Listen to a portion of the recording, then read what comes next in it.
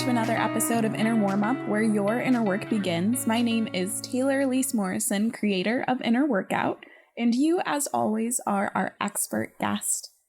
Thanks for being here. You know, I like to start the episode with a micro mindfulness practice. I want you to play along for this one. So what I'm asking you to do is to say I love you to yourself out loud 3 times. I'll do it. I love you. I love you. I love you.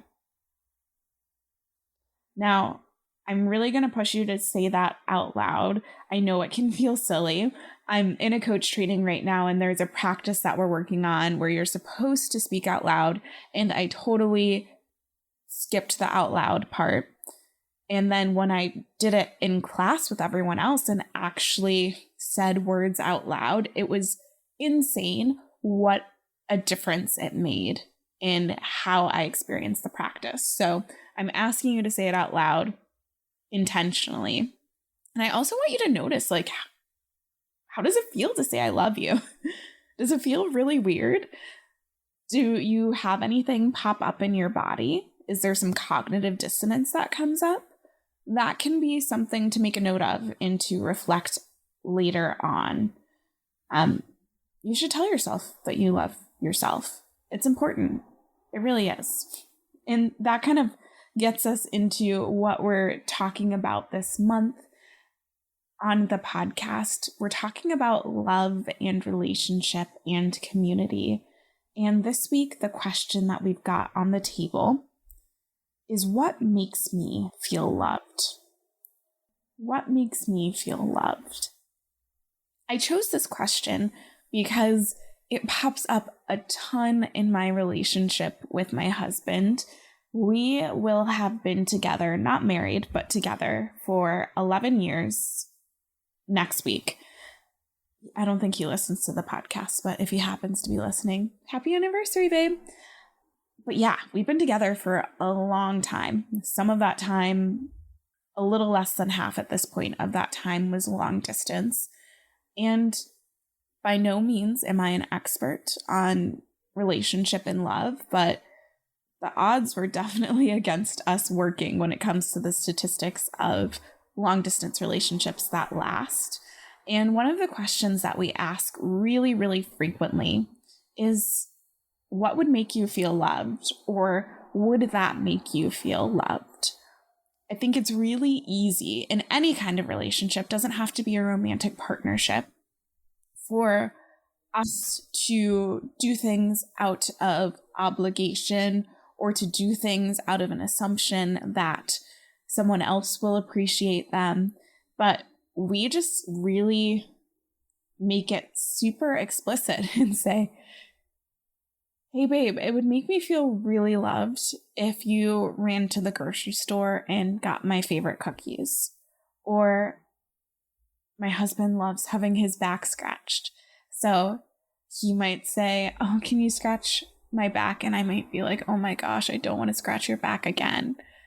But I'll say, would that make you feel loved? And he'd say, yeah, it really would. And even that question is a little reframe where it stops being about, oh, I just have to do this. And, oh, this is an act of love that is happening right now. And again, this can be something with your friends. This can be with yourself. But the more that we say, would that make you feel loved? Or express, oh, this does make me feel loved, the better we're able to love each other. Because we know, we've stated, yes, it makes me feel really loved when you are willing to cook a meal when I am editing this book. Or it makes me feel really loved when you take Blue out after because I'm tired and I want to go to bed early. We say those things explicitly, and then we're able to show love really, really intentionally. And I want us to do the same for ourselves. I want us to know the things that make us feel loved. Yes, it could be the things that other people do that make us feel loved, but also the things that we do for ourselves that make us feel loved. Because when we make it explicit, again, then we can integrate those things intentionally rather than just have them be random things that happen sometimes and don't happen other times. So I thought the tool that would be most useful for exploring this is the 5 love languages. Maybe you've heard of them, maybe you haven't, but I think any framework that can give you some language to explore a concept in your own life is golden. Like why not use a framework? And so if you've heard of the 5 love languages, this will be a nice refresher. If this is new to you, it'll be a nice introduction. And again, the goal of this is to help you think about what makes you feel loved. I believe on their website, and we can link to this in the show notes, they have a quiz that you can take. So if you're like, all of these would make me feel loved, maybe taking the quiz would be even more helpful. So the first one, acts of service. Someone does something for you or you do something for yourself, and that makes you feel really loved. So having someone help you put together your IKEA furniture, or having someone take the time to listen to you practice a presentation, that's an act of service. For you personally, an act of service could be giving yourself a really nice manicure. Not like when you're just slapping on nail polish in a big hurry, but taking the time to really do your cuticles and shape your nails and make it an experience.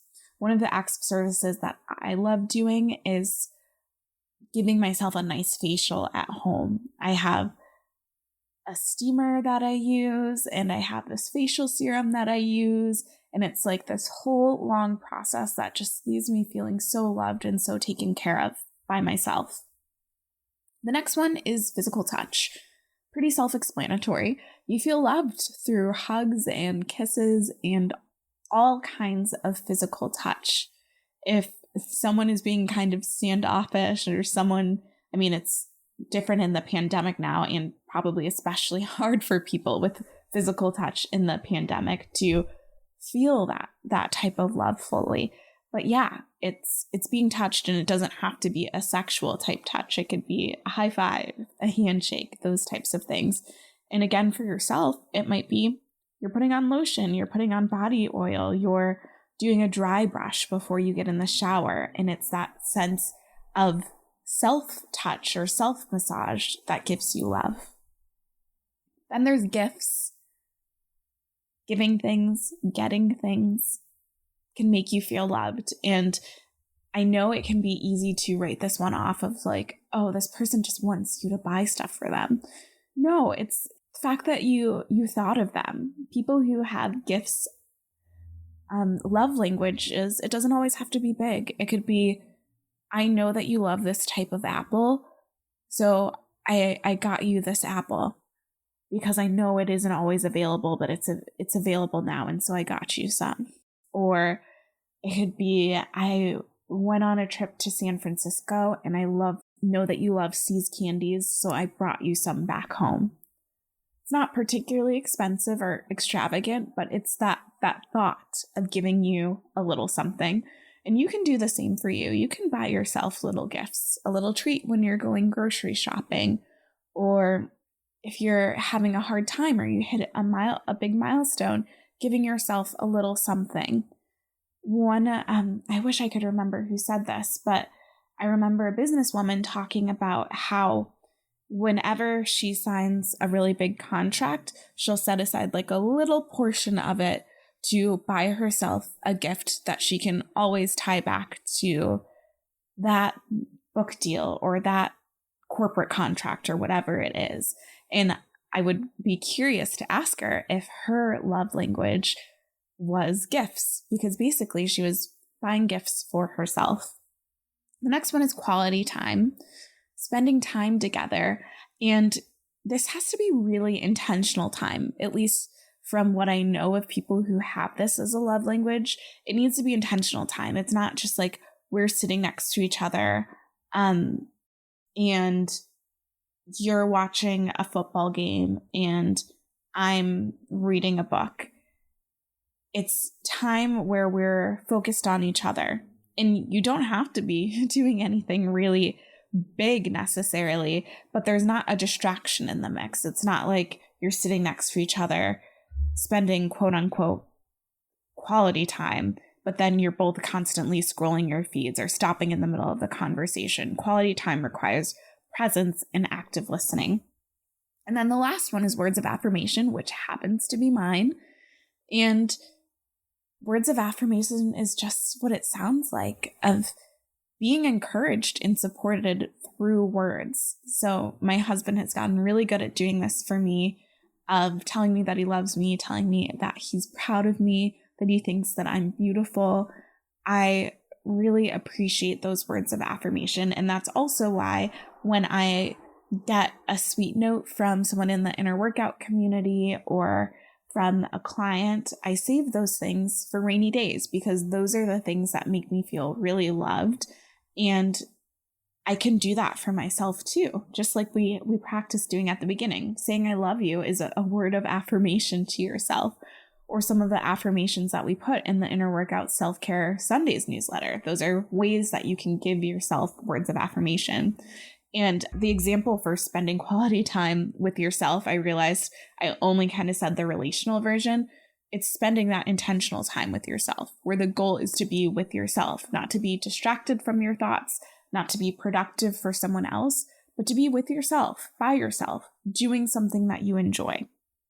So those are the 5 love languages: acts of service, physical touch, gifts, quality time, and words of affirmation.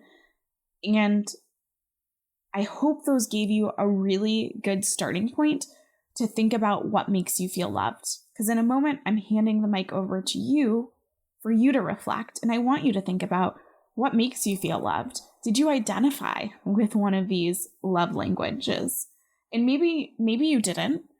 Then you can think, okay, what was the last time? When was the last time that I felt loved? When was the last time someone else made me feel loved? And what can I learn about myself through that interaction? So there's some couple of ways that you can go at this. You can maybe think about a specific love language, or you can just think about a time where you made yourself feel loved or someone else made you feel loved, and see what you can learn about yourself through that specific instance. Okay, I'm going to give you some time to reflect.